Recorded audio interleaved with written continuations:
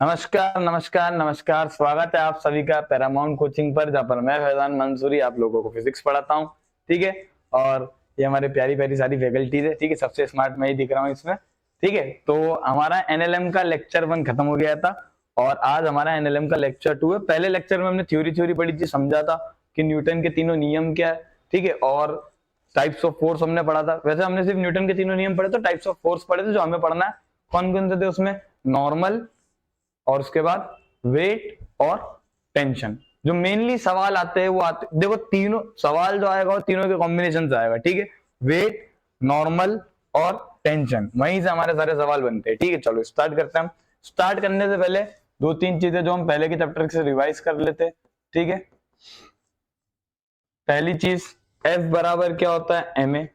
यहां पर अगर इसको हम थोड़ा और अच्छे से लिखे तो F नेट बराबर m टोटल इंटू ए होता है। अगर वेक्टर में जाए तो फोर्स की एक्सेलरेशन की डायरेक्शन में फोर्स होता है या फोर्स के डायरेक्शन में एक्सेलरेशन होता है। ठीक है, इसके बाद हमने पढ़ा था कि इक्विलिब्रियम क्या होता है। इक्विलिब्रियम पर एफ नेट की वैल्यू क्या हो जाएगी? जीरो। एफ नेट की वैल्यू क्या हो जाएगी? जीरो, यानी एफ नेट जीरो। क्लियर है? इक्विलिब्रियम में यानी क्या कि F1 बराबर क्या हो जाएगा? F2। अगर ये एक ब्लॉक है, इस पे इधर लग रहा है F1 और इधर लग रहा है F2, और अगर F1 और F2 बराबर हो जाए तो ऑब्जेक्ट कहां पर आ जाएगा? रेस्ट पर आ जाएगा। क्लियर है? हम यहां से करते सवाल। मान लो पहला सवाल आया, फाइंड, ये सवाल पेपर में नहीं आएगा। ठीक है, बेसिक है। Find normal force. ये धरती माता है, यहाँ पर एक 5 kg का ऑब्जेक्ट अगर रखा हुआ, यानी कि धरती माता के ऊपर एक 5 kg का ऑब्जेक्ट रहेगा। सवाल आया फाइंड नॉर्मल फोर्स। हमने पढ़ा था कि नॉर्मल फोर्स कहां लगता है? जब दो सरफेस आपस में मिलती है, दो सरफेस आपस में कांटेक्ट में आती है। क्लियर है? यहाँ पर कौन सी दो सरफेस कांटेक्ट में आ रही है?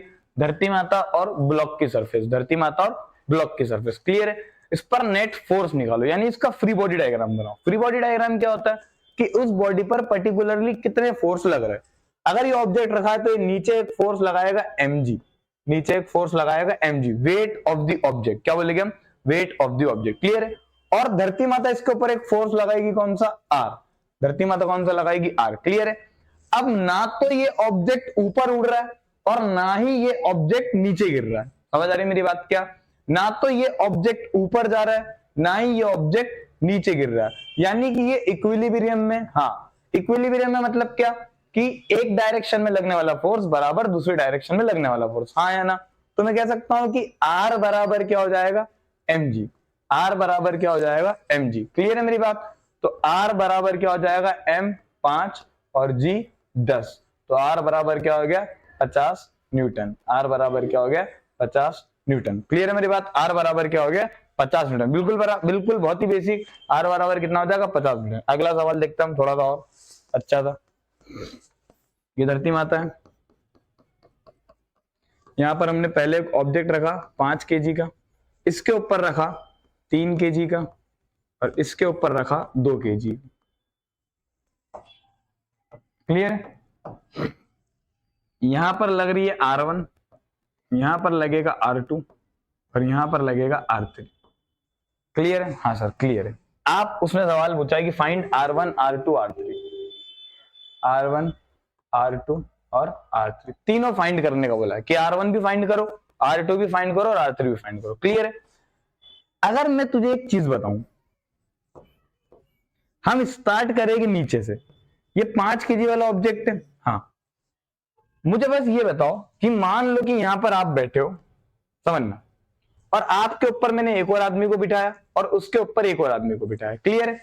आप खड़े हो, आपके ऊपर एक और आदमी को मैंने कंधे पर बिठाया और उसके ऊपर एक और कंधे पे बिठा दिया। ठीक है, जनरली डांस स्टेप में देखा है ना हमने। वैसे जो हमारा नीचे वाला ऑब्जेक्ट है, यानी जो पहला झंडू बाम खड़ा है, इसको खुद का भी फोर्स लगेगा, यानी खुद का भी वेट फील होगा, इसका भी वेट फील होगा और इसका भी वेट फील होगा। हाँ सर सही बात है। जो सेंटर में है उसको खुद का होगा और ऊपर वाले का होगा। हाँ सर ठीक है। और जो ऊपर वाला है उसको सिर्फ और सिर्फ अपना वजन लगेगा। क्लियर है? यानी अगर आप नीचे से ऊपर चलोगे, यानी अगर ऑब्जेक्ट धरती माता पर रखा हुआ है, तो नीचे वाले को सबसे मैक्सिमम फोर्स लगेगा, उसके कम ऊपर वाले को और उससे कम ऊपर वाले को। क्लियर है मेरी बात? हाँ सर क्लियर है।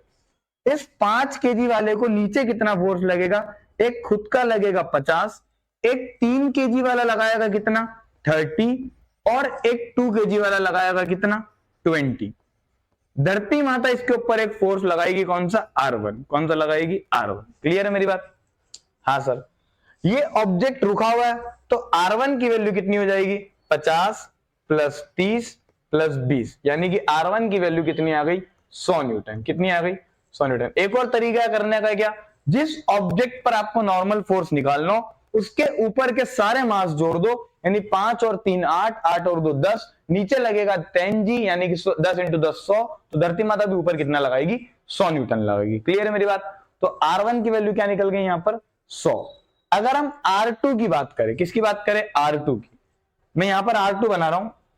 R2 3 kg का है, R2 नीचे फोर्स लगाएगा 30 kg और 2 kg वाला उसके ऊपर लगाएगा नीचे कितना 20 kg, तो ऊपर क्या लगेगा R2, तो यहां से R2 की वैल्यू क्या निकल जाएगी 30 प्लस 20, यानी कि R2 बराबर 50 न्यूटन। बहुत ही आसान आसान पढ़ा रहा हूं, ठीक है।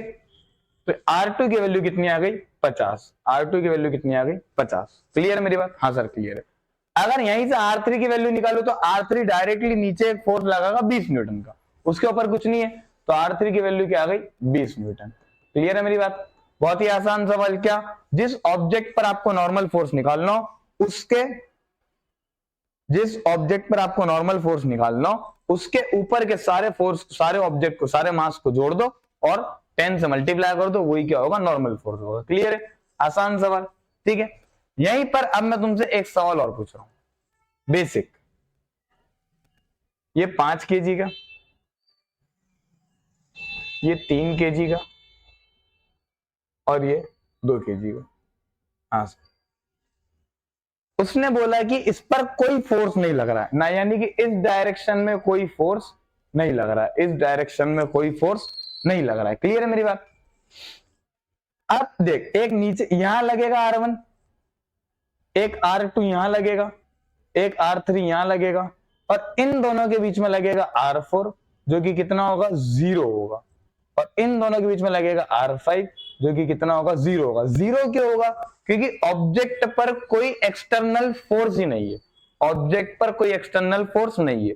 यहां पर तो नीचे mg लग रहा है, इसलिए ऊपर क्या लग जाता है R1 लग जाएगा। क्लियर है मेरी बात? लेकिन जब तक ऑब्जेक्ट को हॉरिजॉन्टली फोर्स नहीं लगेगा, इतने हॉरिजॉन्टली नॉर्मल रिएक्शन नहीं निकलेगा। क्लियर है मेरी बात? बिल्कुल आसान आसान, ठीक है। हम बहुत ही आसान आसान पढ़ रहे हैं। क्लियर है? चलो, इसी सवाल को अगर मैं उल्टा कर दूं, इसी सवाल को मैं क्या कर दूं उल्टा कर दूं। सवाल आया फाइंड टेंशन, फाइंड टेंशन। ये छत है, ये छत है, हमने इससे सबसे पहले लटकाया 2 kg का, उसके बाद हमने एक रस्सी से लटकाया 3 kg का, और उसके बाद हमने एक रस्सी से लगाया 5 kg का। क्लियर? सेम सवाल, 5 3 2 या 2 3 5, ठीक है वही। और आप बोला कि इसमें टेंशन निकालो, क्या निकालो टेंशन, यानी कि इस स्ट्रिंग पे टेंशन है T1, इस पर है T2 और इस पर है T3। सेम एग्जांपल, लेकिन अब हम क्या करेंगे उस एग्जांपल को उल्टा करेंगे। यानी कि ये एक छत है और छत से मैंने आपको लटका दिया, छत से मैंने आपको लटका दिया। क्लियर है मेरी बात? फिर आपके नीचे एक और इंसान को बांधकर लटका दिया और उसके नीचे एक और इंसान को बांधकर लटका दिया। क्लियर है? हाँ। अब जो नीचे वाला इंसान है उसको सिर्फ और सिर्फ अपना वजन लगेगा जो वो धरती माता की तरफ खिंचाएगा। क्लियर है? जो दूसरा वाला ऑब्जेक्ट है उसको खुद का भी लगेगा, प्लस इस भैया ने अपने हाथों से इनकी टांग पकड़ रखी है तो इसको इसका भी फोर्स लगेगा। क्लियर? अगर हम सबसे टॉप मोस्ट वाले की बात करें, उसको खुद का भी लग रहा है, ये नीचे वाले भैया का भी लग रहा है, और क्योंकि नीचे वाले भैया को इनका भी लग रहा है तो ऊपर वाले को इसका भी लगेगा। यानी कि अगर नॉर्मल फोर्स निकालना हो, क्या निकालना हो नॉर्मल फोर्स निकालना हो, तो हम नीचे से ऊपर चलेंगे, और अगर वही बात टेंशन में आ जाए, किस में आ जाए टेंशन में, तो हम ऊपर से नीचे चलेंगे। कहां ऊपर से नीचे चलेगा, नॉर्मल में नीचे से ऊपर चलेंगे। क्लियर? यानी कि अगर मैं इस 5 kg वाले की बात करूं तो 5 kg वाला नीचे एक फोर्स लगाएगा, कौन सा 50, और इसको ऊपर एक फोर्स लगेगा T1, ऊपर क्या लगेगा T1। क्लियर है? क्योंकि उसको सिर्फ खुद का वजन लगेगा। ये ऑब्जेक्ट रुका हुआ है तो T1 की वैल्यू 50 के बराबर हो जाएगी, तो T1 की वैल्यू कितनी आ गई 50। क्लियर है? अगर मैं T2 की बात करूं, यानी कि 3 kg वाले की। तो इसको नीचे एक फोर्स लग रहा है 30 kg का, और नीचे एक टेंशन लग रही है T1, और ऊपर लग रहा है T2। हाँ सर, तो T2 T2 की वैल्यू क्या हो गई? T1 प्लस 30, यानी T2 की वैल्यू कितनी हो गई? 80 न्यूटन। T2 की वैल्यू कितनी होगी? 80। और उसी तरीके से अगर मैं T3 को निकालू तो 2 यानी 20, 3 यानी 30 और 5 यानी 50, 20 और 30 50, 50 और 50 100 न्यूटन। बहुत ही आसान। नॉर्मल अगर निकालना हो तो नीचे वाले से ऊपर के सारे मास को जोड़ो और R1 की वैल्यू बता दो। वहीं पर अगर वो टेंशन वाले केस में पूछ ले तो ऊपर पकड़ो और नीचे वाले के सारे फोर्स निकाल दो, यानी ऊपर का निकालना तो 2 3 5, 2 और 3 5, 5 और 5 10, 100। अगर वो T2 पूछ ले तो 3 और 5 80, और अगर T3 पूछ ले तो नीचे से 50 लग रहा है, T3 की वैल्यू कितनी हो जाएगी? 50 न्यूटन। T3 की वैल्यू कितनी हो जाएगी? 50 न्यूटन। क्लियर है मेरी बात? हमने बेसिक बेसिक सवाल नॉर्मल का भी करा और हमने टेंशन का भी करा। क्लियर है? एक सवाल देखते हैं। उसने बोला find T1 plus T2 upon T2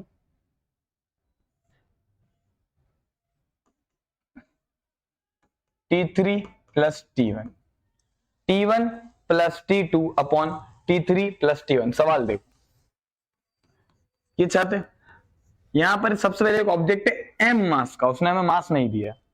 फिर बीच में उसने लटकाया 2m का, और नीचे फिर लटकाया m का। क्लियर है? सेम सवाल आएगा समझ में। यहां पर T1 लग रहा है, यहां पर T2 लग रहा है, और यहां पर T3 लग रहा है। हाँ सर, क्लियर है मेरी बात? ठीक है, T3 प्लस T1। सवाल ऐसे लिखो, find T1 plus T2 plus T3 upon में T1। ठीक है, आसान हो जाएगा। ये उसने बोला कि इसका रेशियो फाइंड करना है। क्लियर है?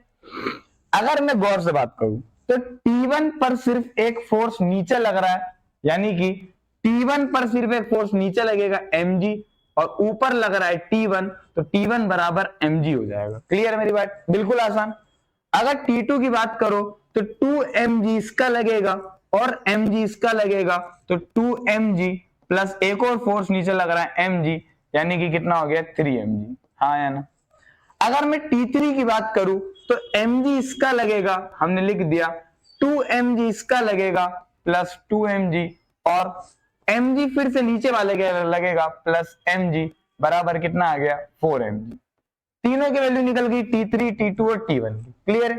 सवाल था कि T1 plus T2 plus T3 upon T1 find करना है।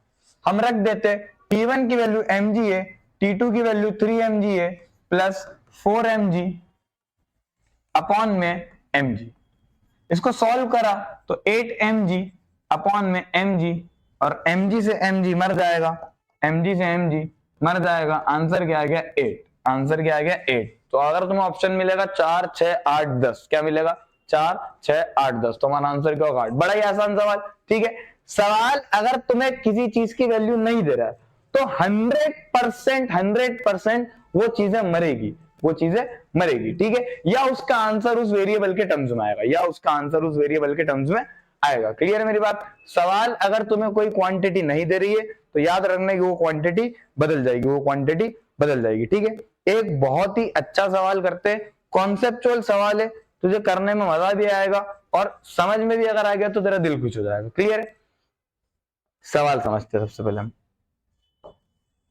ये एक स्पीयर है, जादू, ठीक है, और इसको हमने ऐसे रख रखा है।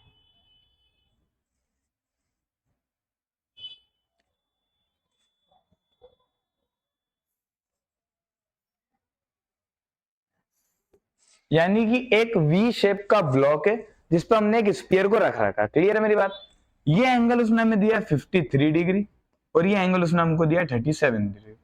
उसने बोला find all the normal forces, find all the normal forces, find all the normal forces. Clear है मेरी बात? हाँ सर, क्लियर। ये डायग्राम दिया और उसने बोला कि find all the normal forces. ठीक है, अब सबसे पहले हमें इसका फ्री बॉडी डायग्राम बनाना पड़ेगा। यानी पहले हम ये देखो कि इस पर कितने फोर्स लग रहे हैं, इस पर कितने फोर्स लग रहे हैं। क्लियर है मेरी बात? mg सेंटर से लगेगा कहां पर, नीचे की तरफ, तो नीचे कितना लग गया mg, जो भी इसका मास है, मान लो m मास है इसका, स्फीयर का मास उसने कितना दिया m दिया, तो नीचे कितना लगेगा mg लगेगा, नीचे कितना लगेगा mg लगेगा। क्लियर है मेरी बात। इसको नॉर्मल कहां से लगेगा, क्योंकि ये इससे यहां से टच हो रहा है, तो एक नॉर्मल लगेगा इस तरफ r1 मान लो, और एक टच यहां से हो रहा है तो एक लगेगा इस तरफ r2 मान लो। क्लियर है मेरी बात। हाँ सर, इतना लगेगा, यानी r1 लगेगा यहां पर, ऑब्जेक्ट के अंदर तो लगेगा नहीं, और r2 लगेगा यहां पर, लेकिन लगेगा कहां से, वो सेंटर से लगेगा। कहां से लगेगा, सेंटर से लगेगा। क्लियर है।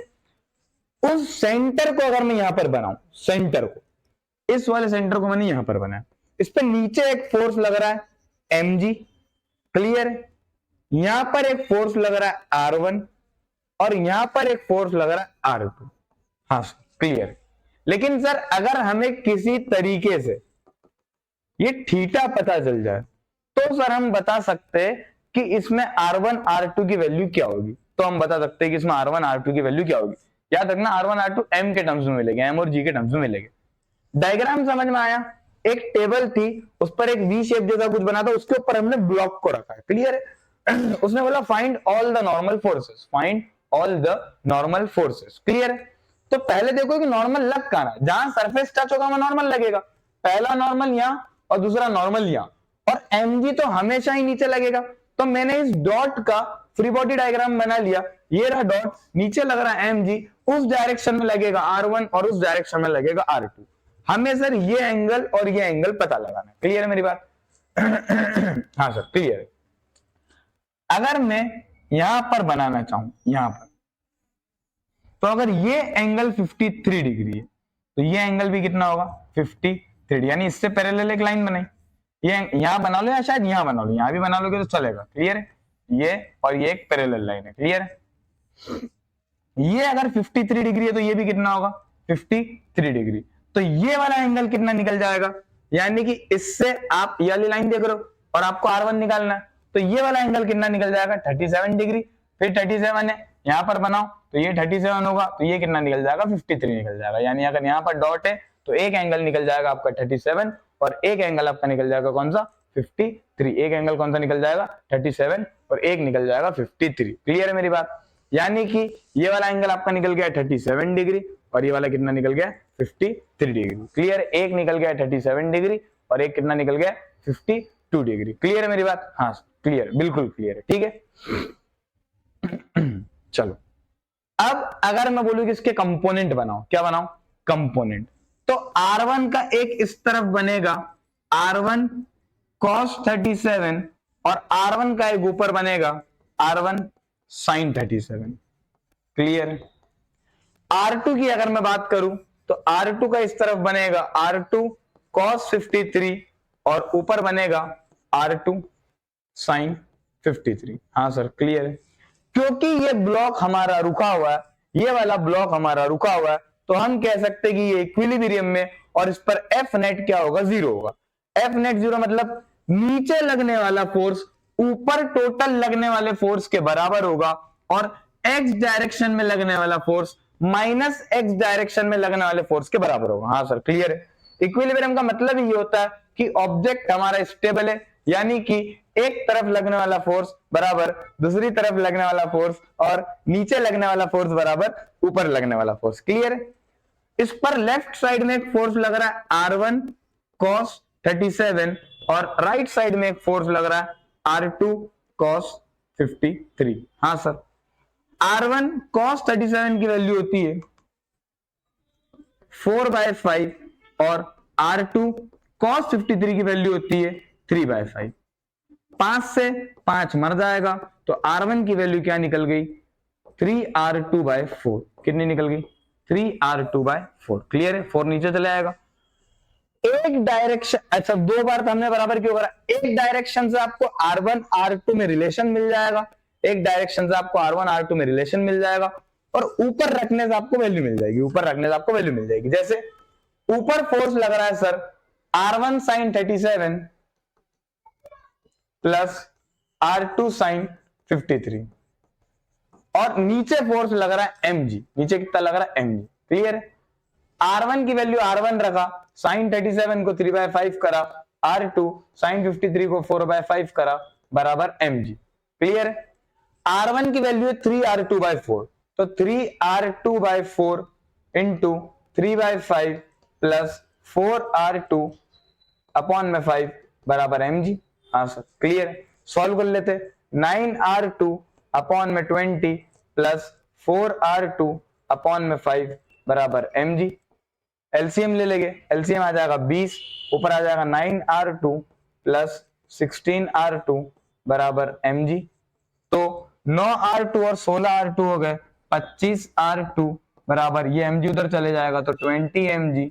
ठीक है, यहां कर देते अपन 9 और 16 25R2 बराबर, इसको हम उधर ले जाएंगे 20 mg, तो R2 की वैल्यू क्या निकल गई 4 अपॉन में 5 mg। क्या निकल गई 4/5 mg। R2 की वैल्यू क्या निकल गई 4/5 mg। कैलकुलेशन अच्छे से देख लेना।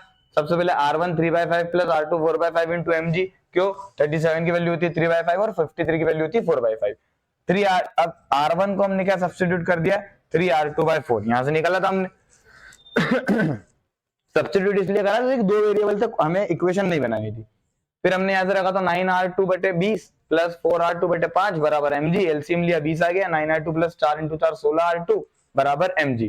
9 और 16 को 25R2 बराबर 20 mg, R2 बराबर 4/5 mg। क्लियर है।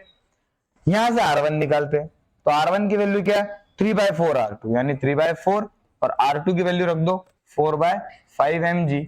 तो R1 की वैल्यू क्या आ गई 4 से 4 मर जाएगा 3/5 mg। क्लियर है, आसान सवाल। ठीक है, तो R1 की वैल्यू आ गई हमारी 3/5 mg और R2 की वैल्यू आ गई हमारी 4/5 mg। कहा था आंसर अपना mg के टर्म्स में आएगा।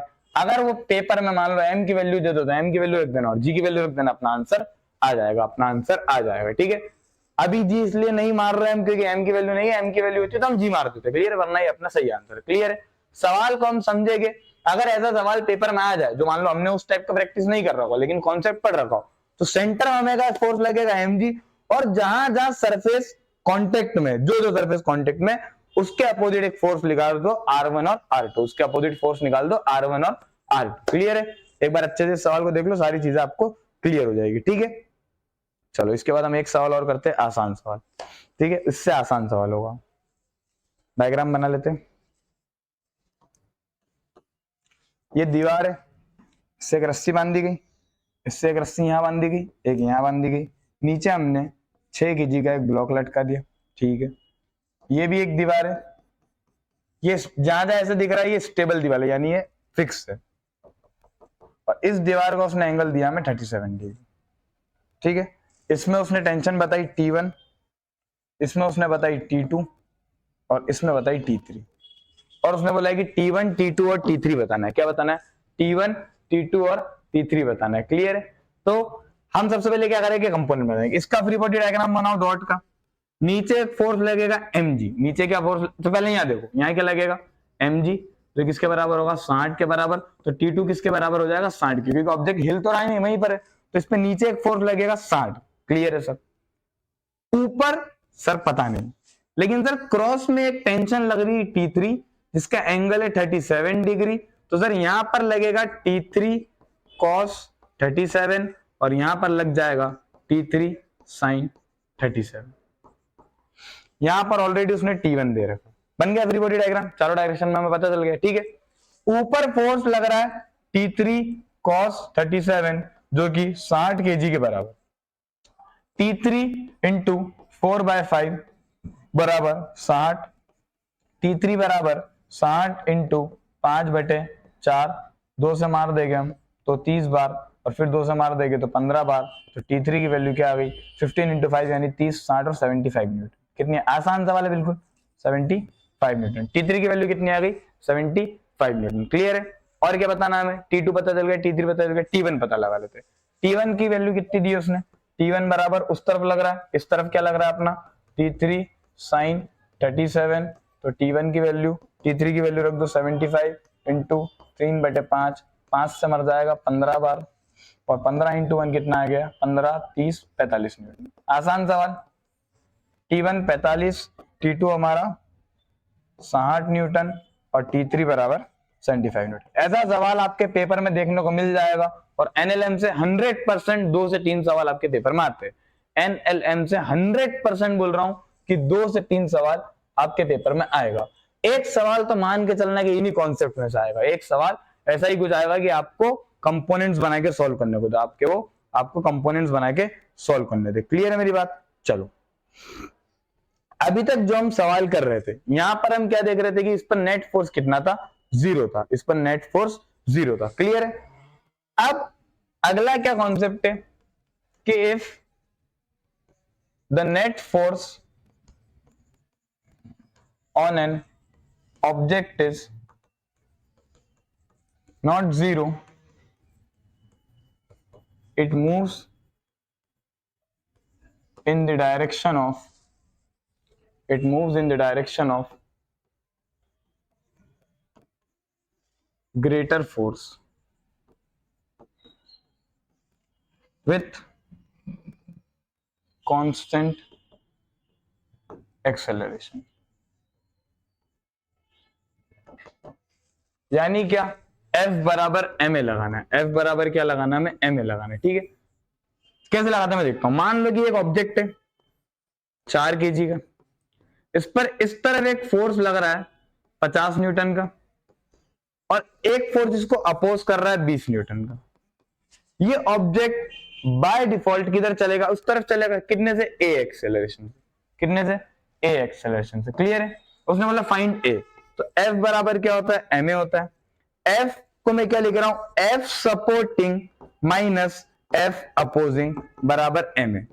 याद रखना जीवन में F सपोर्टिंग क्या होता है? F सपोर्टिंग जिस तरफ ऑब्जेक्ट चल रहा है उस तरफ के फोर्स को मैं F सपोर्टिंग बोलूंगा और उसके अपोजिट वाले को मैं क्या बोलूंगा? F opposing. यानी कि खींचने वाला फोर्स माइनस रोकने वाला फोर्स। क्या बोल रहा हूं मैं? F सपोर्टिंग यानी खींचने वाला फोर्स और F अपोजिंग यानी रोकने वाला फोर्स। जब ये ऑब्जेक्ट इस तरफ चल रहा है तो F बराबर ma लगा दो। F supporting minus F opposing बराबर ma। F supporting 50, F opposing 20 बराबर m। 4 एक्सेलरेशन हमें निकालना। 50 माइनस 20 30 बराबर 4 इंटू a, और a बराबर कितना आ गया? 30/4, यानी कि a बराबर कितना आ गया? 4 8 16, 4 8 12 16 20 24 28, 7.5 मीटर पर सेकेंड स्क्वायर। आसान सवाल। F बराबर ma लगाना है, सबको उसकी वैल्यू रखो और अपना आंसर आ जाएगा। क्या सर हमारे पेपर में इतना आसान सवाल आएगा? नहीं। क्या हमारे पेपर में इतना आसान सवाल आएगा? नहीं। आ भी सकता है, कोई भरोसा नहीं, लेकिन इतना आसान की तैयारी हम ना करें। क्लियर है? थोड़ा सा सवाल को लेवल बढ़ा के आगे चलते। क्या एक ऑब्जेक्ट है कितने केजी का? 5 केजी का। इस पर हॉरिजॉन्टल से 37 डिग्री पर 30 न्यूटन का फोर्स लग रहा है। कितने का? 30 न्यूटन का। हॉरिजॉन्टल से 30 न्यूटन का फोर्स लग रहा, मान लो। उसने बोला फाइंड एक्सेलरेशन। Find acceleration.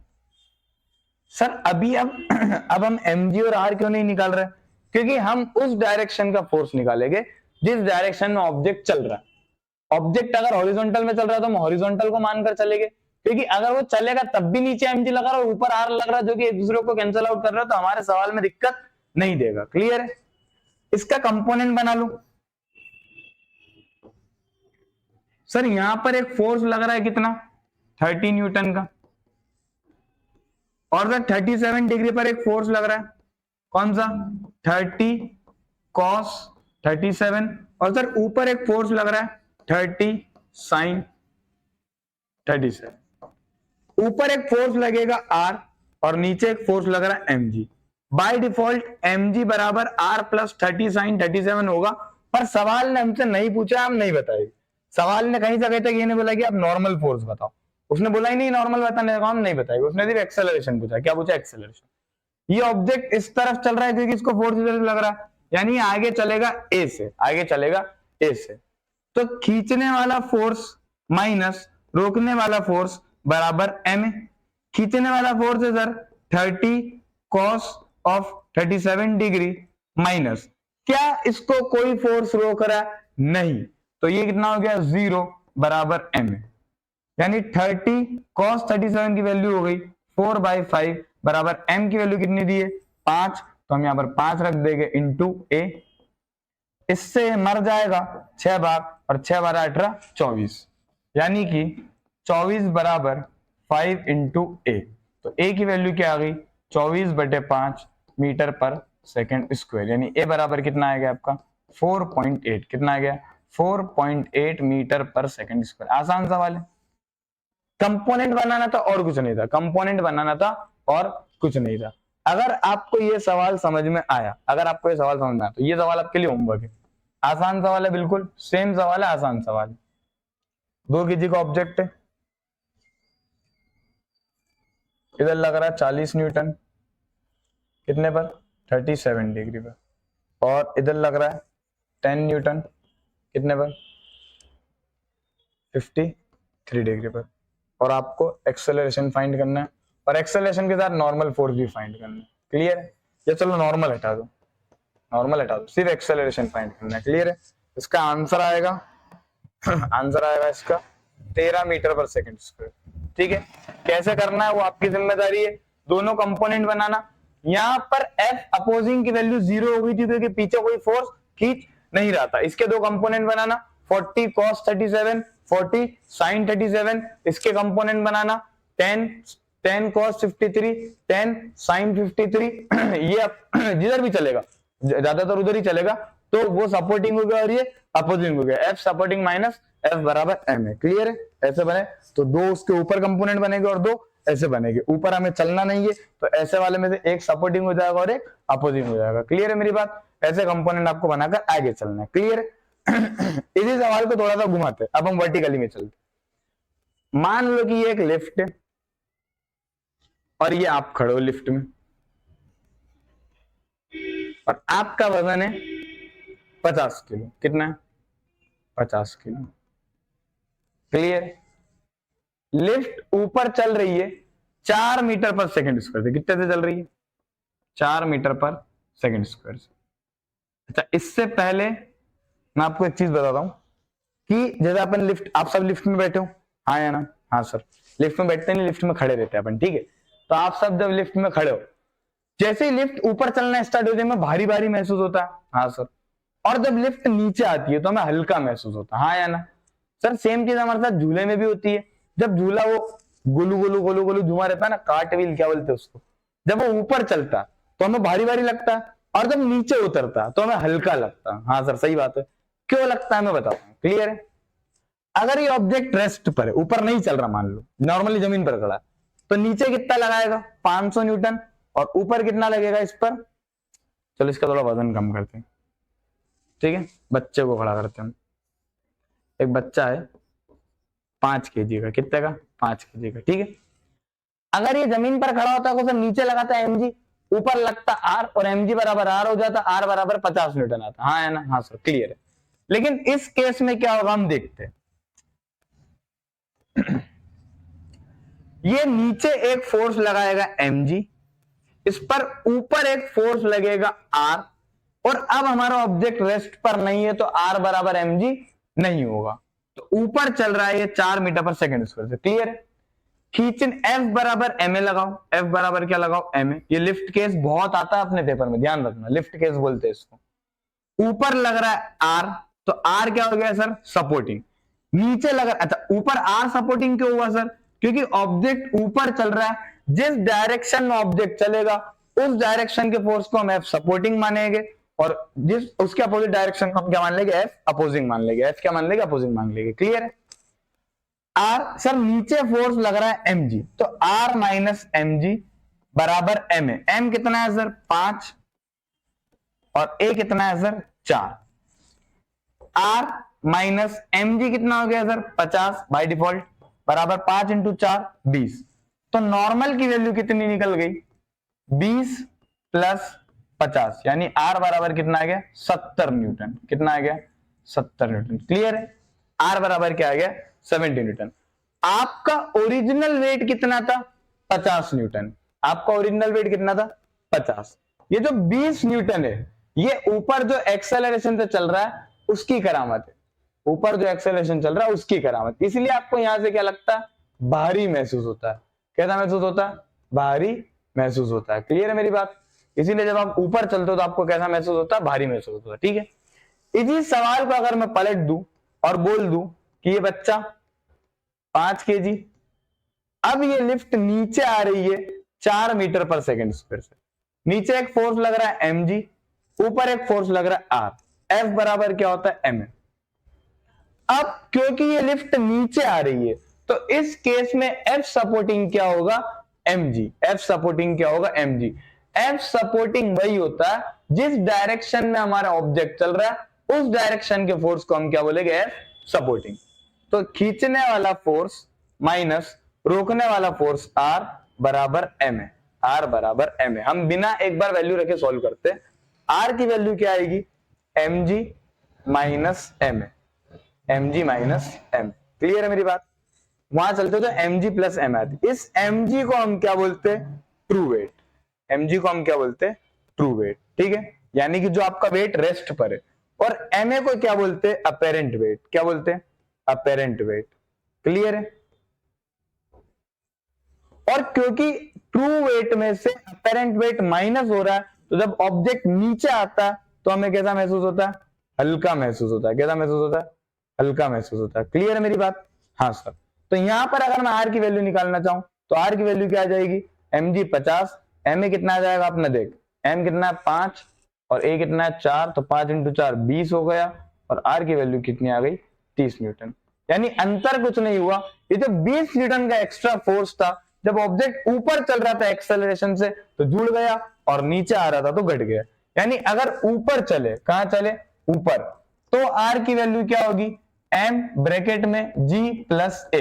और अगर यही हमारा ऑब्जेक्ट नीचे चलने लग जाए तो आर की वैल्यू क्या होगी?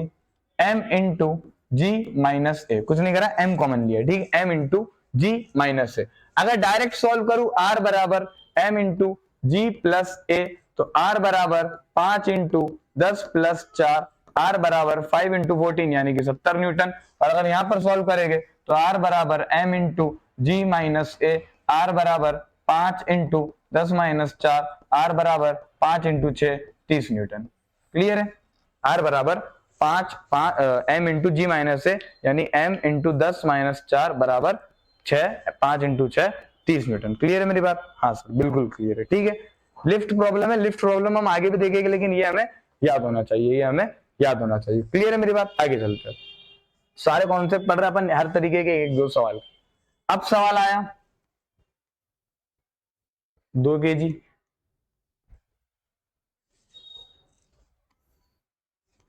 5 केजी, इसके आगे रखा है 3 केजी और इसके आगे रखा है 2 केजी।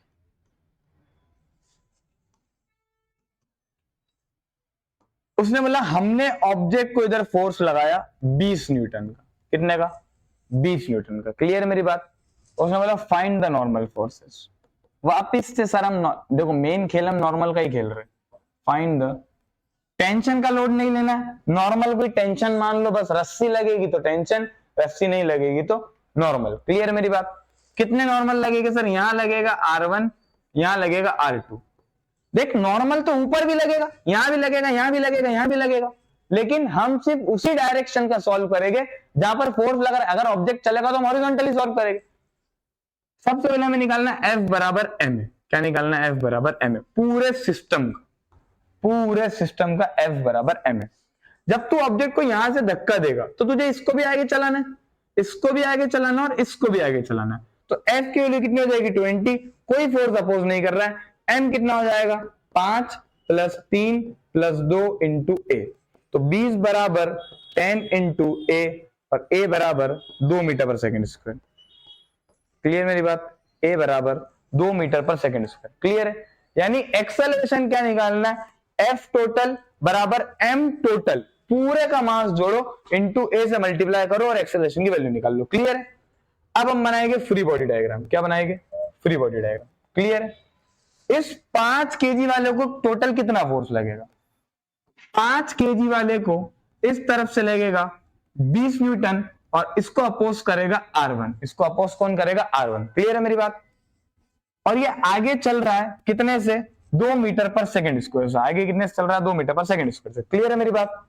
खींचने वाला फोर्स उस डायरेक्शन का 20 माइनस रोकने वाला फोर्स अपोजिट डायरेक्शन का R1 बराबर m हमने लिखा 5 इंटू a लिख दिया 2, तो 20 माइनस R1 बराबर 10 और R1 की वैल्यू कितनी आ गई 10 न्यूटन। पहले हम उसको बेसिकली सॉल्व करेंगे, फिर इसकी एक बहुत अच्छी ट्रिक बताता हूं, बिना पेन उठाए हम पूरा एनएलएम सॉल्व कर सकते हैं। क्लियर है मेरी बात। अगर हम आगे चले तो इसके बाद हमारे पास ऑब्जेक्ट है 3 kg का। जो सबसे बड़ा कंफ्यूजन आएगा आपके दिमाग में क्या कि सर जो 20 न्यूटन वाला फोर्स है, जो 20 न्यूटन वाला फोर्स है, ये 3 kg वाले पर लगेगा या नहीं लगेगा। याद रखना फ्री बॉडी डायग्राम में हम वही फोर्स लेंगे जो एक्चुअल में उस ऑब्जेक्ट पर लग रहा है। तो इसको यहां पर लगेगा R1, क्या लगेगा R1, ना कि 20 तो 5 kg वाले को लगा। 20 किसको लगा 5 kg वाले को। वो अलग बात है कि 20 से ही R1 आया और R1 से ही R2 आएगा। क्लियर है। इसको इस तरह फोर्स अपोज करेगा R2 और ये आगे चल रहा है 2 मीटर पर सेकंड स्क्वायर से। क्लियर है मेरी बात। हाँ सर क्लियर है। खींचने वाला फोर्स माइनस रोकने वाला फोर्स बराबर m इंटू ए, R1 माइनस R2, R1 की वैल्यू हमें पता है, तो 10 माइनस R2 बराबर 3 इंटू 2 और R2 की वैल्यू कितनी आ गई हमारे पास 4 न्यूटन। कितनी आ गई 4। आसान सवाल है। फ्री बॉडी डायग्राम बनाओ, R1 R2 पता लगाए, आंसर हमारा आ गया। क्लियर है मेरी बात। अगर हमें चेक करना है, अगर हमें चेक करना है कि अगर हमें ये चेक करना है कि हमारा आंसर सही है या नहीं, तो देख R2 की वैल्यू कितनी आ गई 4 न्यूटन। आखिरी में ऑब्जेक्ट कितने का है 2 kg का। ये आगे चल रहा है 2 मीटर पर सेकंड स्क्वायर से। इसको इस तरफ एक फोर्स लगेगा R2 और इधर कोई फोर्स नहीं लग रहा है, तो R2 बराबर m आना चाहिए। चेक कर लो, R2 4 है, m की वैल्यू 2 है और a की भी 2 है, तो 4 बराबर 4 आ रहा है, यानी हमारा आंसर सही है। हमारा आंसर सही है। क्लियर है मेरी बात। ये तो हो गया आसान तरीका। अब हम पढ़ेंगे मेंटोस तरीका। क्या पढ़ेगा अब मेंटोस तरीका, फिर आंसर का तरीका। हालांकि मेरा तरीका नहीं है वो, मैं क्यों झूठ बोलूं तुमसे। आई एम नॉट अंतर्यामी। हम जो बोलते हम सच बोलते, हम किसी से विवाद नहीं करते। अगर हमने कहा है कि हम आपको IMUCET की बैच फ्री देंगे, बिल्कुल फ्री देंगे। बहुत सारे बच्चों का कहना था सर लेक्चर का ड्यूरेशन बढ़ा दो, सर प्लीज सर लेक्चर का ड्यूरेशन बढ़ा दो। बेटा देखो डेली लेक्चर में रिकॉर्ड नहीं कर पाता हूँ due to my busy schedule. You know I am a professional and बड़ा टीचर।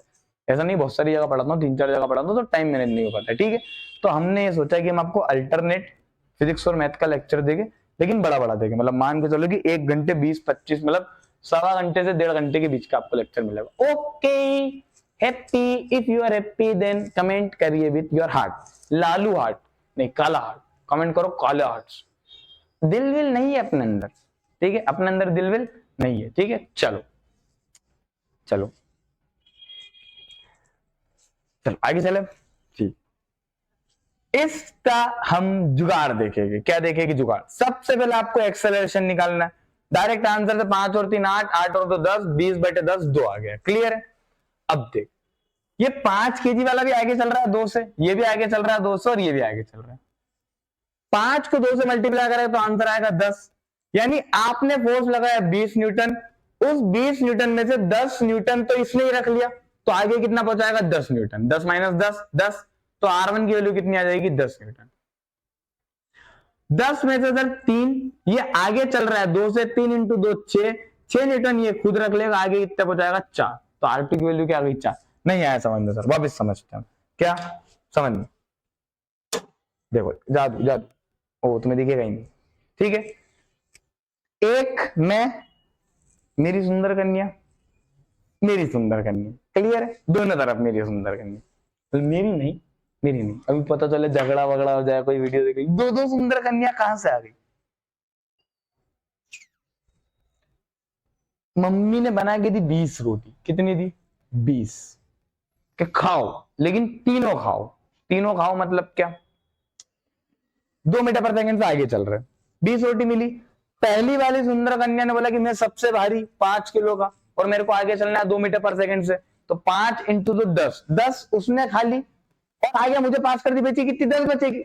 10 तो कब तुम कुछ भी करो मुझे कोई मतलब नहीं।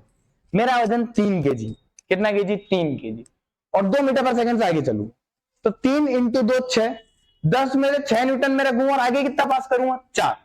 आगे R1 R2 की वैल्यू 10 और R2 की वैल्यू 4। आप जितने से चल रहे हो उतना रख लो, बाकी आगे पास कर दो। आप जितने से चल रहे हो उतना रख लो, बाकी आगे पास कर दो। क्लियर है मेरी बात, क्लियर? और एक दो सवाल करेंगे तो चीजें क्लियर होगी। नई ट्रिक समझना है, कोई बात नहीं, ठीक है, हम कॉन्सेप्चुअल चल लेंगे, ज्यादा दिमाग नहीं लगाना है, ज्यादा दिमाग नहीं लगाना है। क्लियर है मेरी बात? चलो अब आगे चलते हैं अपन। अब एक चीज बताता हूं अच्छी सी नॉर्मली। उसने बोला कि 2 केस है हमारे पास। केस पहला, ये m मास का ऑब्जेक्ट है, इसके बगल में 2m मास का ऑब्जेक्ट है, यहां से हमने फोर्स लगाया F। उस केस में यहां पर गया R1, कितना गया, R1। क्लियर मेरी बात? हमने फोर्स लगाया F तो क्या गया, R1 गया। Oh why light is flickering, ठीक है, हमने इस डायरेक्शन से फोर्स लगाया F तो R1 एक वैल्यू है। क्लियर? हाँ सर क्लियर। दूसरा सिनेरियो क्या दिया उसने, सेम सिनेरियो, यहां पर रखा है m मास और यहां पर रखा है 2m। अभी तुम्हें एक चीज समझाऊंगा, मजा आ जाएगा। अब फोर्स उसने इस तरफ से लगाया और यहां पर वैल्यू कितनी दी, R2। Find R1 upon R2। आधों को लग रहा होगा कि सर ये आंसर बनाएगा, लेकिन वन आंसर आपका गलत है, वन आंसर आपका गलत है। क्लियर है? सबसे पहले F बराबर ma लगाओ, F को उसने F दिया तो F लिख दो। m हमें टोटल कितना करना पड़ेगा, m प्लस आगे वाले का 2m इंटू a, तो एक्सेलरेशन की वैल्यू कितनी आ गई, F/3m। कितनी आ गई, F/3m। सेम यहां पर भी एक्सेलरेशन की वैल्यू कितनी आ जाएगी, F/3m। एक्सेलरेशन तो सेम आ गया भाई, ऑब्जेक्ट चलेगा तो आगे बराबर, क्योंकि m और m जोड़ना पड़ता है। क्लियर है? यहां पर अगर मैं बात करूं, m मास को बनाना पड़ेगा, किसको बनाना पड़ेगा, m को इधर फोर्स लग रहा है F और इस तरफ फोर्स लग रहा है R1, और ये ऑब्जेक्ट उस तरफ चलेगा, उस तरफ चलेगा, उधर से कोई फोर्स अपोज ही नहीं कर रहा तो उस तरफ चलेगा। कितने से, a से, जिसकी वैल्यू है F/3m। खींचने वाला फोर्स माइनस रोकने वाला फोर्स बराबर m इंटू a, और a की वैल्यू क्या है, F/3m। हाँ सर क्लियर। m से m मर जाएगा तो F माइनस R1 बराबर F/3। यहां से R1 की वैल्यू आ गई F माइनस F/3, यानी R1 आ गया 2F/3। R1 आ गया 2F/3। क्लियर है मेरी बात? हाँ हाँ सर क्लियर है, क्लियर है, हाँ सर क्लियर है। R1 की वैल्यू क्या आ गई, 2F/3। अब हम चलते हैं दूसरे सिनेरियो में। 2m वाले का फ्री बॉडी डायग्राम बनाओ, क्योंकि F 2m पर लग रहा है। F इस तरफ लगेगा R2 और ऑब्जेक्ट इधर चलेगा F/3m से। खींचने वाला फोर्स माइनस रोकने वाला फोर्स बराबर m इंटू a की वैल्यू रख दो F/3m। m से m मर जाएगा, F माइनस R2 बराबर 2F/3, और R2 की वैल्यू यहां से क्या आ जाएगी, F/3। कितनी आ जाएगी, F/3। तो R1 अपॉन R2 कितना आया अपना, R1 की वैल्यू 2F/3 और इसकी वैल्यू थी F/3। F से F मर जाएगा, 3 से 3 मर जाएगा, R1 अपॉन R2 की वैल्यू आ गई 2। ऐसा क्यों हुआ, समझना मेरी बात अच्छे से। जब आपने फोर्स इधर लगाया तो m ने m के वजन के हिसाब से रखा और आगे दे दिया, लेकिन जब आपने यहां पर रखा, समझना मेरी बात, जब आपने पहले, मान लो मैं खड़ा हूं, इधर सुंदर कन्या, इधर सुंदर कन्या थी, उधर से 20 रोटी आई, 10 तो यही खा गई अकेली, 10 तो पहली वाली खा गई, साल भर से खाना नहीं खाया था, अकेली खा गई। मुझे कितनी 10 6 मैंने खाई और 4 उसको दे दी, तू भी खा ले। लेकिन अगर ये सेम सिनेरियो उधर से आता, उधर से आता, समझ, 4 वो खाती और यहां पर कितना मिलता, 16 रोटी मिलती। कितनी रोटी मिलती, 16। तो अब यहां पर वाले केस में वैल्यू बदल जाती। पहले R1 की, R2 की वैल्यू कितनी आ रही थी, 4 ही आ रही थी, लेकिन अब कितनी आ गई, 16 आ गई। क्लियर मेरी बात? मैं 6 खाता और मैं आगे कितनी देता, 10 देता। कितनी देता, 10। इधर उधर से सेम हुआ वो, ठीक है, लेकिन मैं उसको कितनी देता, 10। तो इसने मुझे 10 दी थी, मैंने भी इसको 10 दे दी, लेकिन इधर वाले केस में अंतर आ गया भाई, मैं इसको 4 ही दे पा रहा था, अब इसने मुझे कितनी दी, 16 दी। और पहले इसने मुझे 10 दी थी, अब मैंने इसको 10 दिए। आया समझ में?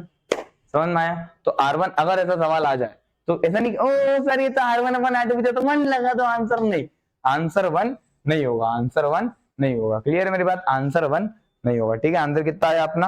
2 आ गया, 2:1 आ गया। क्लियर है मेरी बात? चलो सेम सवाल अब हम टेंशन में करते हैं। किस में करते हैं? टेंशन वाले केस भी देख लेते, वरना तुम्हें टेंशन हो जाएगी। सवाल है फाइंड टेंशन फोर्स। अभी अच्छे अच्छे सवाल भी करेगी, ठीक है? अभी तो बेसिक बेसिक चल रहा है अपन, फिर PYQs करेंगे। IMUCD देखो, जब ये NLM खत्म हो जाएगा, अभी बीच में एक दिन हम क्या करते हैं, बीच में एक दिन हम एक लेक्चर रिकॉर्ड करते हैं 1 डायमेंशन और 2 डायमेंशन के PYQs का। ठीक है, आराम से 30-35 सवाल उठाते हैं दोनों चैप्टर के मिला के, PYQs करते हैं उसको। तो PYQs से तुम्हें समझ पड़ जाएगा कि हाँ ये आदमी तो बहुत अच्छा पढ़ाता है, जो पढ़ाता है वही पेपर में आता है, इस बात की गारंटी है बेटा कि जो पढ़ाऊंगा पेपर में वही आएगा।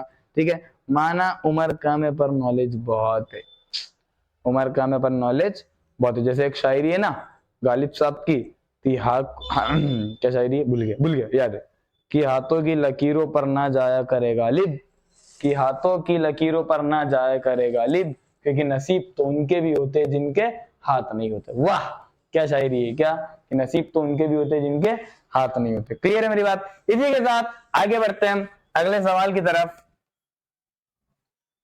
आज हमारे मित्र भी हमारे साथ आए, शैलेन जी। शैलेन जी से मैं रिक्वेस्ट करूंगा कि भैया पानी पिला देते। शैलेन, हेलो हेलो शैलेन, सुनते ही नहीं है। हमारे खास मित्र है, परम मित्र।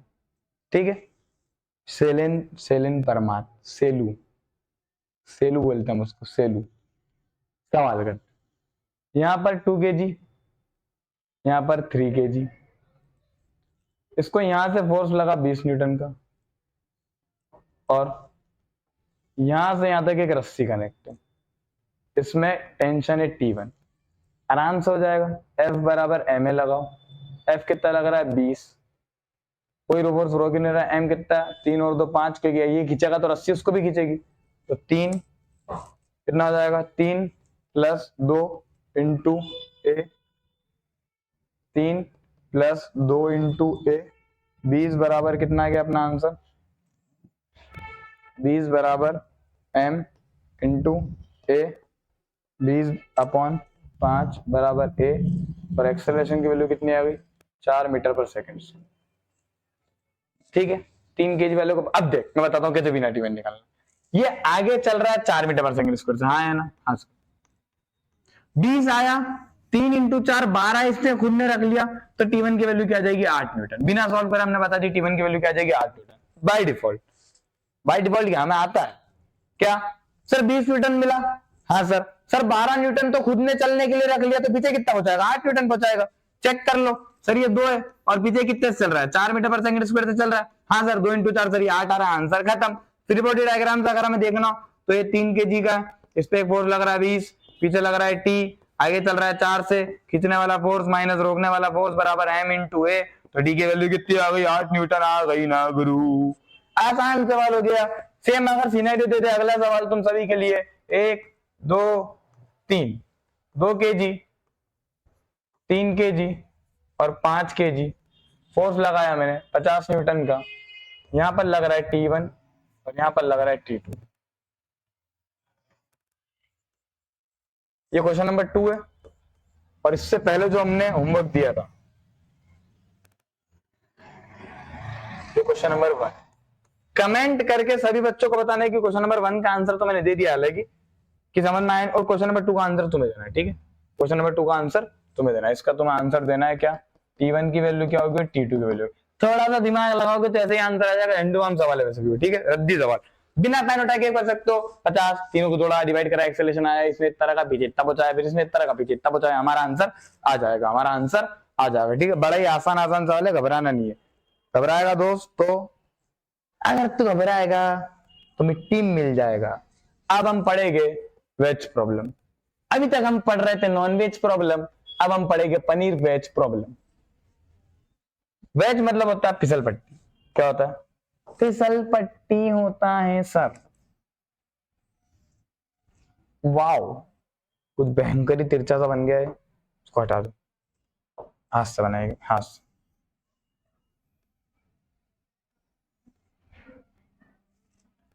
फिसल पट्टी, क्लियर है।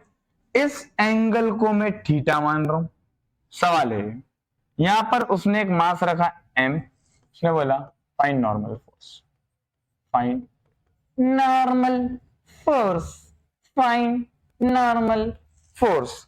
सबसे पहले अगर मैं इसका फ्री बॉडी डायग्राम बनाऊं तो mg हमेशा कहां लगेगा, नीचे। mg कहां लगेगा, नीचे, क्लियर है। यहां पर क्या लगेगा, r, क्योंकि r हमेशा कैसे लगता है, परपेंडिकुलर लगता है। r कैसे लगेगा, हमेशा परपेंडिकुलर लगेगा, क्लियर है। हेलो हेलो हेलो, आवाज आ रही है बेटा सभी को, बोर्ड वोर्ड क्लियर दिख रहा होगा। वो वीडियो थोड़ी सी अटक गई थी, ठीक है, ग्लिच हो गई थी, तो उसके बाद का रिकॉर्ड नहीं हुआ, वहां से अपन वापस से रिकॉर्ड कर रहे हैं, ठीक है।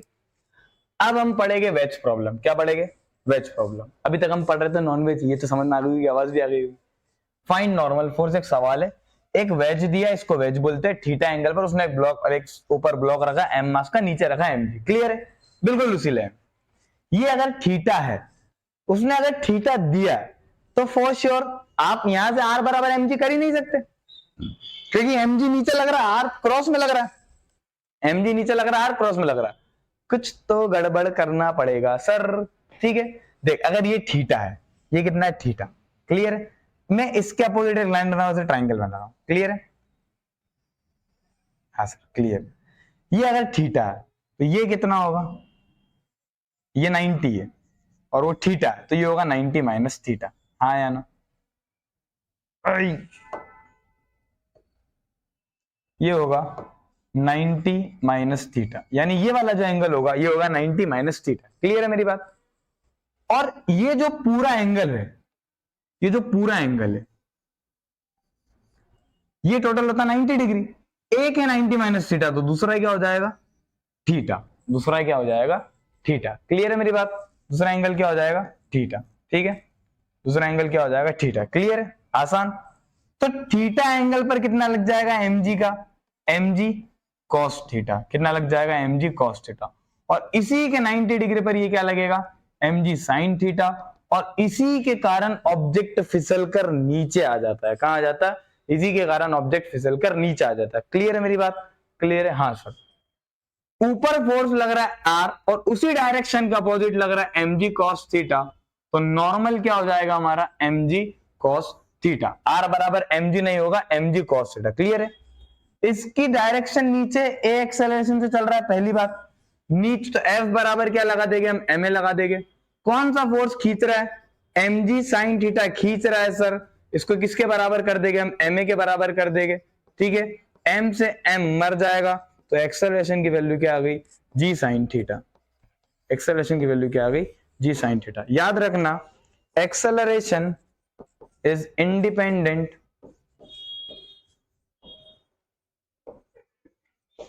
ऑफ मास, बहुत सारी जगह होता है लेकिन यहां पर याद रखना इन वेज, यानी कि अगर आप वेज पर पढ़ रहे हो तो यहां पर मास का फर्क नहीं पड़ता। जैसे मान लो उसने बोला कि ये एक 37 डिग्री पर है और यहां पर एक वेज है जो ये भी 37 डिग्री पर है, यहां से आपने एक हाथी को छोड़ा और यहां से आपने एक बंदर को छोड़ा, बंदर की जगह आप अपना नाम भी लिख सकते हो।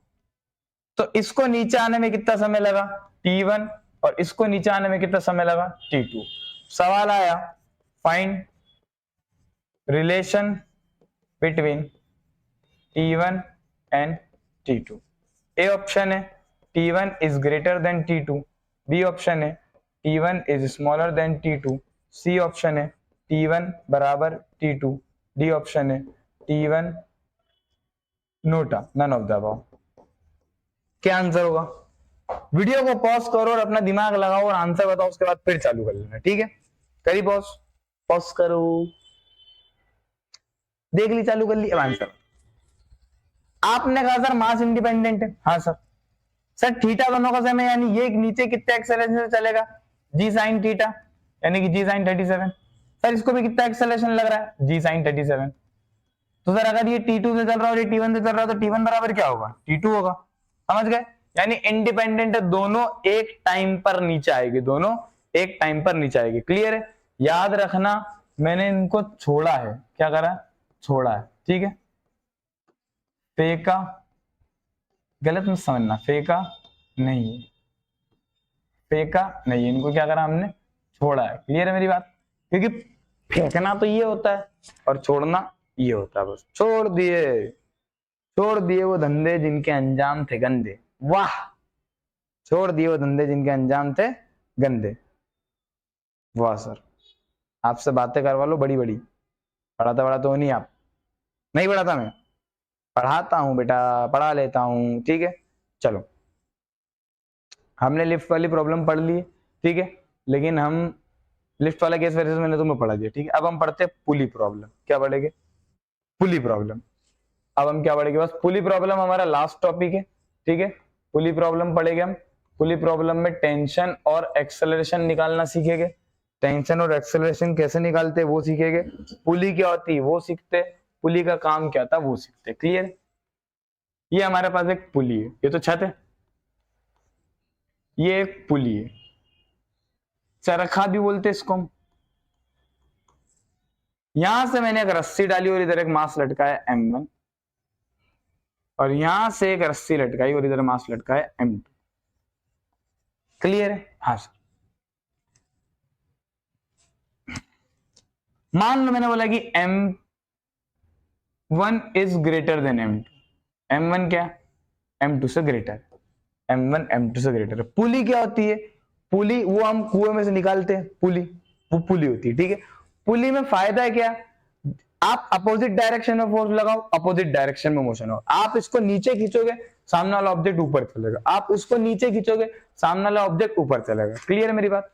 मैंने बोला M1 भारी है M2 से, तो ये नीचे चलेगा ए एक्सेलरेशन से, और ये उसी ए एक्सेलरेशन से ऊपर चलेगा। हाँ या ना? क्योंकि रस्सी नहीं बदलेगी। क्लियर? और इस रस्सी में टेंशन टी है, तो यहां भी कितना होगा? टी। क्योंकि जब तक हमारी रस्सी नहीं बदलेगी, इतने टेंशन लेने वाली कोई बात नहीं है, इतने टेंशन नहीं बदलेगी। जब तक हमारी रस्सी नहीं बदलेगी, इतने टेंशन नहीं बदलेगी। क्लियर है? याद रखना, अभी इस केस में पुली जो है वो फिक्स है। पुली क्या? फिक्स है, यानी पुली नहीं घूमेगी। पुली अपनी जगह पर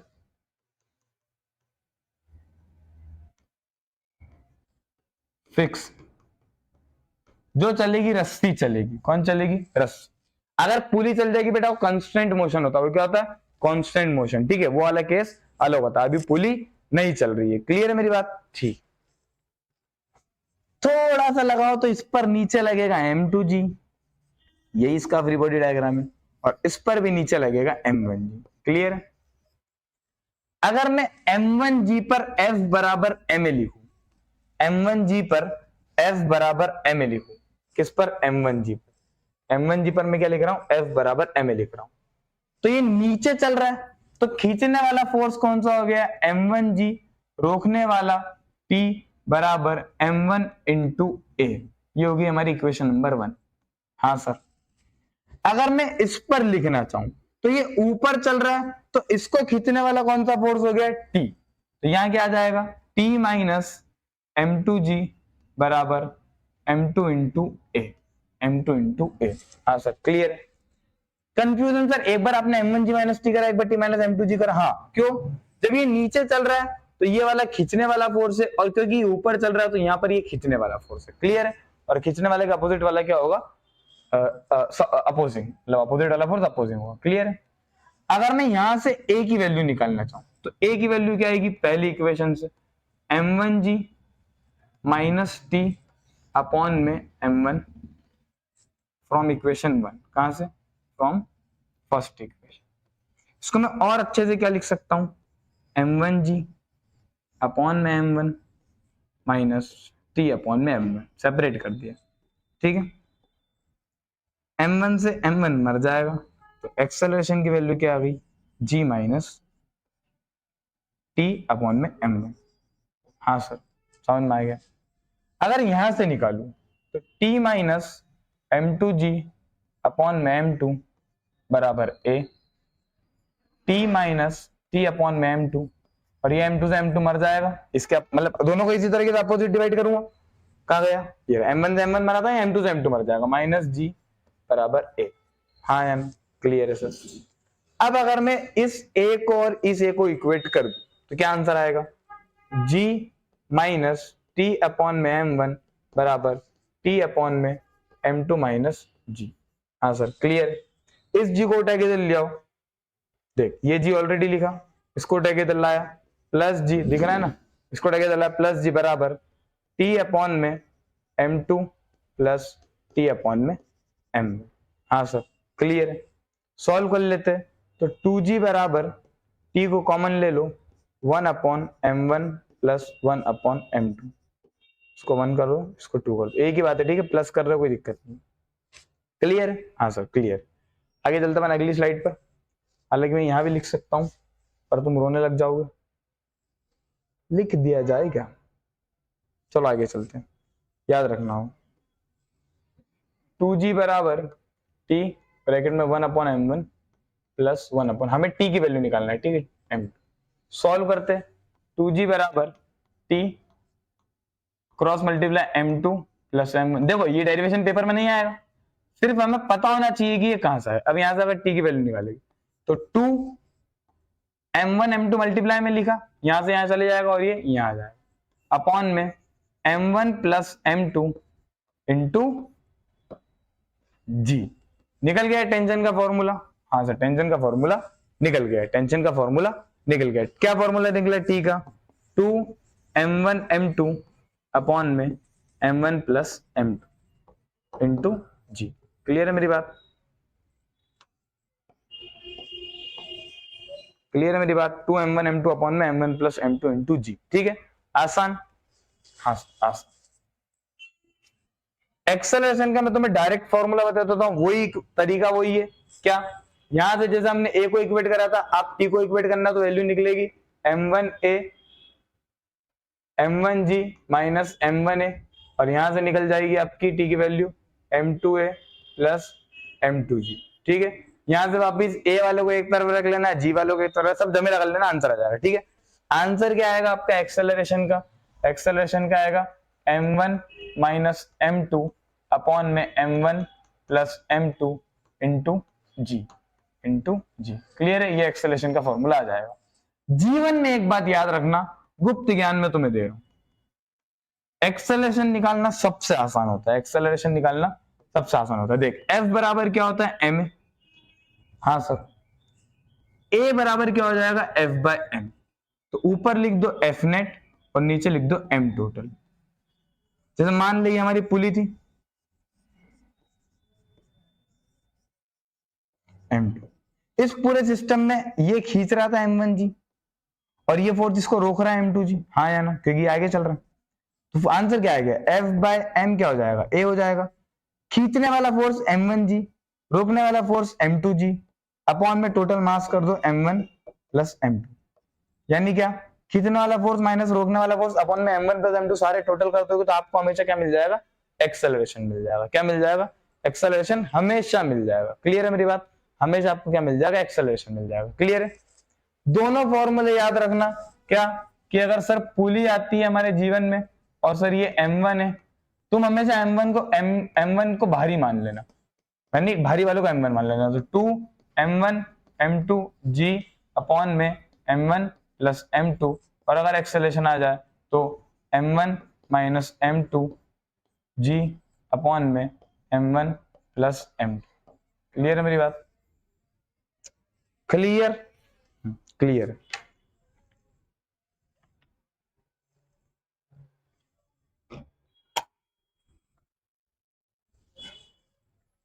सवाल करते चीजें समझ में आएगी। ठीक है, सवाल करते चीजें समझ में आएगी, क्योंकि फॉर्मूले से अगर चीजें समझ में आती थी तो फॉर्मूले पढ़ा पड़ी के मैं खत्म कर देता खेल तुम्हारा। ठीक है, चलो सवाल करते हैं हम। बिल्कुल पहले आसान सवाल से स्टार्ट करते हैं, ठीक है, फिर हम टफ टफ सवाल करेंगे। पता है एक्सेलरेशन निकालने में दिक्कत नहीं है, दिक्कत तुम आएगी टेंशन निकालने में, पर मैं एक तरीका बताऊंगा, उस तरीके से करेंगे, हमारा आंसर आसानी से आ जाएगा। ओ, पुली नहीं बन रही जीवन में, इतना बड़ा दुख है कि जीवन में पढ़ाते पढ़ाते हम एक डायग्राम नहीं बना पा रहे। 2 kg और यहां पर हमने एक ऑब्जेक्ट लटकाया 4 kg। सवाल, find T and A. T बराबर बिना सोच समझे 2m1 m2 upon m1 plus m2 into G, t बराबर 2, m1 की वैल्यू भी 2, m2 की वैल्यू भी 4 अपॉन में 2 प्लस 4 इंटू 10 कर दो, t बराबर 2 और 2 4, 4 इंटू 4 16, 16 इंटू 10 160 बटे में 6 लिख दो, t की वैल्यू आ गई, ये मरेगा 3, ये मरेगा 80, 3 से मरेगा ही नहीं, 80/3 न्यूटन। इसको हम और क्या लिख सकते हैं, 2 और 2 20, 26.3 न्यूटन। बिल्कुल आसान सवाल सर, 10 सेकंड में ऐसा सवाल कर देंगे, पर ऐसा सवाल डायरेक्टली पेपर में नहीं आएगा, थोड़ा सा कॉम्प्लेक्स आएगा। कॉम्प्लेक्स को भी हम 10 सेकंड में करवा देंगे क्योंकि आप पढ़ रहे थे जान सर से। वाह, ए बराबर m2 minus m1 minus m2, एक ही बात है, ठीक है, भारी माइनस हल्का, भारी माइनस हल्का। ए बराबर क्या आ जाएगा, m1 हो गया अपना 4, m2 हो गया 2, दिख रहा है या नहीं दिख रहा है, 4 माइनस 2, अब इसे लिख देता हूं, ए बराबर भारी हो गया 4, हल्का हो गया 2, दोनों को जोड़ो और 10 से मल्टीप्लाई कर दो, ए बराबर 2/6 इंटू 10, यानी कि ए बराबर 20/6, यानी कि 3.220 3.3 मीटर पर सेकंड स्क्वायर। आसान, हाँ सर आसान, यानी कि ये आगे चलेगा 3.3 मीटर पर सेकंड स्क्वायर से और ये ऊपर चलेगा 3.3 मीटर पर सेकंड स्क्वायर से। तराजू वाली प्रॉब्लम है, कौन सी प्रॉब्लम बेटा, तराजू वाली। क्लियर, क्लियर है। ऊपर इस पे टेंशन कितनी लग रही है, 26.3 न्यूटन, कितनी लग रही है 26, और ये कहां चल रहा है, नीचे चल रहा है 40 से, बचा कुचा यहां से आंसर आ जाएगा। ठीक है, आसान सवाल। इसी सवाल को क्या मैं थोड़ा सा टफ बना दूं, हाँ सर थोड़ा सा बना दो, ज्यादा मत बनाना, थोड़ा सा टफ बना देते। फिर से हमारे पास पुली है, अब यहां पर हमने 3 kg का रखा, उसके बाद हमने 1 kg का रखा और फिर हमने 6 kg का रखा। दिमागदार कीमत बोलने से टकरा जाएगा, फिजिक्स पढ़ रहे अपन, सवाल आएगा ऐसा। बाय डिफॉल्ट इन दोनों को जोड़ो तो 4 kg और इसको जोड़ो तो 6 kg, तो ऑब्जेक्ट इधर ही चलेगा ए एक्सेलरेशन से, हाँ, और ये ऊपर चलेगी कितने से, ए एक्सेलरेशन से। क्लियर है, यानी कि ये भी ऊपर चलेगा ए से और ये भी ऊपर चलेगा ए से। इसकी टेंशन को उसने T1 बोला, ये यहां तक रहेगी, और इसकी टेंशन को उसने T2 बोला। सबसे पहला काम है हमारा ए निकालना, क्या निकालना, ए निकालना। क्लियर है, 60 kg वाले एक तरफ चल रहा तो ये नीचे टोटल कितना लगाएगा 60, ये ऊपर कितना लगाएगी टोटल 40, भाई 30 और 10 40, तो यहां पर डायरेक्ट लिख दो 60 माइनस 40 अपॉन में 6 प्लस, देखो ऐसे लिखो 6 माइनस 3 वाला भी रोक रहा है, माइनस 1 वाला भी रोक रहा है, अपॉन में सबको जोड़ दो तो 6 प्लस 3 प्लस 1 इंटू जी की वैल्यू 10। हाँ, ए बराबर 6 माइनस 4 2 बटे 10, नहीं 6 और 3 9 और 1 10 इंटू 10, 10 से 10 मर गया, एक्सेलरेशन की वैल्यू आ गई 2 मीटर पर सेकंड। हाँ या ना, हाँ सर क्लियर है, हाँ सर आ गई आ गई आ गई, आ चुकी है, आ चुकी है, आपकी वैल्यू आपके शहर में आ चुकी है, आपकी वैल्यू आपके शहर में आ चुकी है। क्लियर है, अब देख T1 निकालना मेहनत का काम नहीं, या मैं तुझे बताता हूं, जब भी अगर ऐसा सवाल फंस जाए ना तो फ्री बॉडी डायग्राम बना लो। क्या बना लो, फ्री बॉडी डायग्राम, तुम्हारी T1 आ जाएगी। 6 kg को पकड़ो और फ्री बॉडी डायग्राम बना लो। इस पे नीचे फोर्स लग रहा है 60, ऊपर कितना लग रहा है T1, और ये नीचे चल रहा है कितने से 2 मीटर पर सेकंड स्क्वायर। हाँ या ना, खींचने वाला फोर्स 60, रोकने वाला फोर्स T1 बराबर m6 इंटू 2, तो T1 की वैल्यू कितनी आ गई 60 माइनस 12, यानी T1 की वैल्यू आ गई 48 न्यूटन। हाँ या ना, ये ज्यादा आसान है, फॉर्मूले से भी हमें फॉर्मूला लगा ही नहीं, हमें ए पता है।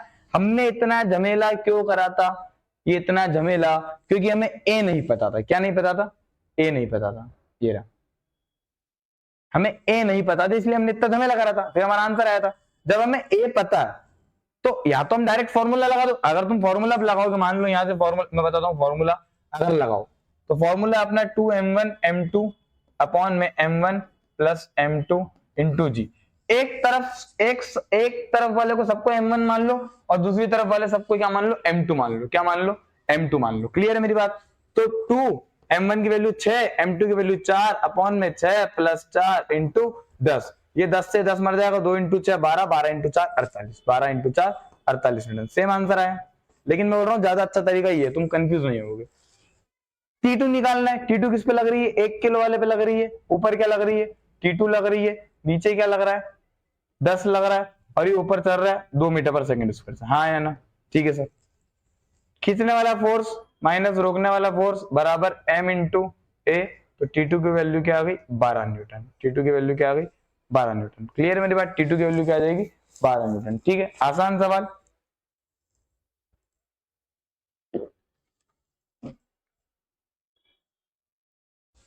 और पढ़ना है, और पढ़ना है, नहीं पढ़ा रहा, अब नहीं पढ़ा रहा। ठीक है, अगर ये हो गया हो तो अब मैं कुछ सवाल तुम्हारे लिए होमवर्क देता हूं, होमवर्क घर से करके लाना। ठीक है, कोशिश करना कि होमवर्क हो जाए घर से। ठीक है, 3 सवाल होमवर्क के लिए दे रहा हूं, करके लाना। एक आधा पुली का देता हूं, बाकी और दूसरे देखते। ठीक है, पहला सवाल, ये पुली है,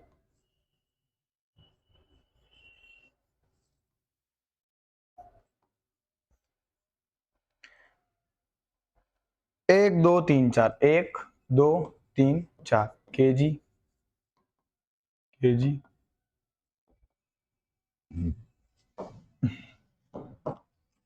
टेलीग्राम से आपको मिल जाएगा इसका। ठीक है, पीडीएफ।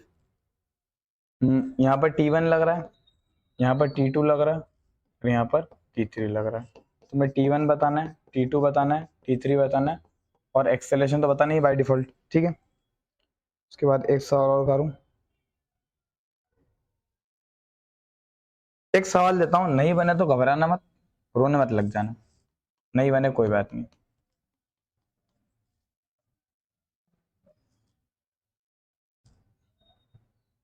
दो केजी, एक नीचे यहाँ पर है 8 केजी। यहाँ पर तुम्हें फाइंड एक्सेलरेशन और टेंशन। याद रखना, ये पर पुली वाला केस नहीं लगेगा। एक्सेलरेशन तो तुम निकाल सकते हो, खींचने वाला फोर्स माइनस रोकने वाला, पर थोड़ा सा दिमाग लगाने की, ये नीचे चलेगा और ये आगे चलेगा। और अभी तक हमने ऐसा सवाल नहीं करे कि एक नीचे चल रहा है और एक आगे चल रहा है, तो थोड़ा सा अक्कल लगाना। नहीं बने कोई बात नहीं, don't fear, I am here. कल अपन पहले होमवर्क सॉल्व करेंगे। 4 सवाल होमवर्क को दिया आपको, क्वेश्चन नंबर 1 2 पहले दिए थे, ये क्वेश्चन नंबर 3 है और ये क्वेश्चन नंबर 4 है। देख, अगर तू सोच रहा है कि वीडियो देख देख के सर मैं सिलेक्शन ले लूंगा, तो सिलेक्शन नहीं होता है। मेहनत करो, खुद जितनी प्रैक्टिस करोगे। आपका एक पेन 3 दिन से ज्यादा नहीं चलना चाहिए, एक बॉल पेन 3 दिन, मैक्स टू मैक्स 3 दिन, इतनी मेहनत करो, काम हो जाएगा। ओके, बहुत सब्जेक्ट है तुम्हारे पास, फिजिक्स है, मैथ है, केमिस्ट्री है, अंग्रेजी अंग्रेजी है। ठीक है, फिजिक्स मैथ में तुम 10 खत्म कर दोगे।